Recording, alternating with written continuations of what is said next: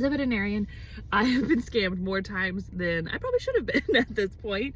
And now that I am a private practice business owner, I have things on lock because I am not going to be in a financial pickle because I'm not running my business well.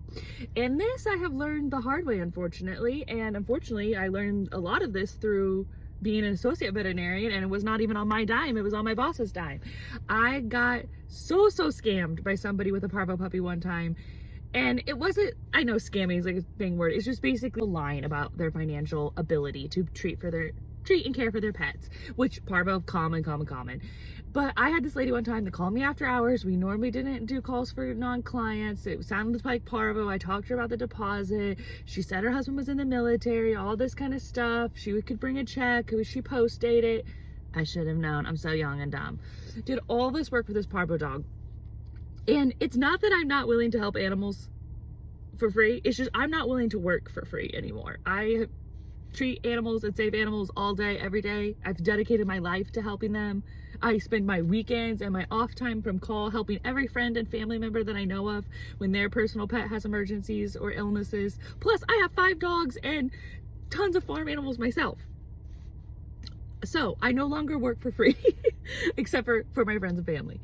And I was roped into 2 weekends, kennels, cleaning up all this shit, treating this dog, hand feeding, hours and hours and hours of time. And this lady lied to me about the time she was coming to pick up the dog. There was all this sketchy stuff after hours. Then she left me a check, then it bounced, and then it was a hot check, and then the name didn't match. And it came to find out she'd stolen the checkbook from her family member, wrote a hot check off of it in order to treat this parvo dog. And it was fine. The dog lived. It was a successful treatment. It was like a $900 bill, and pretty sure the police went after her. But if you're a new grad veterinarian, you've got to not get suckered into things. I have, so many of us have. It's not that I wasn't willing to help that dog. I just wasn't willing to spend 2 weeks of my time, all my weekends, doing all this extra stuff for somebody who was lying to my face. So be aware.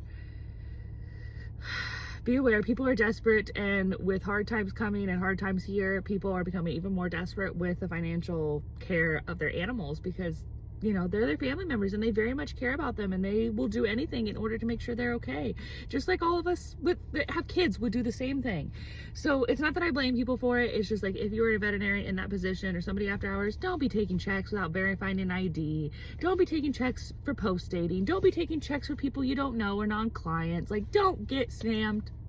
Just be aware that this stuff does happen.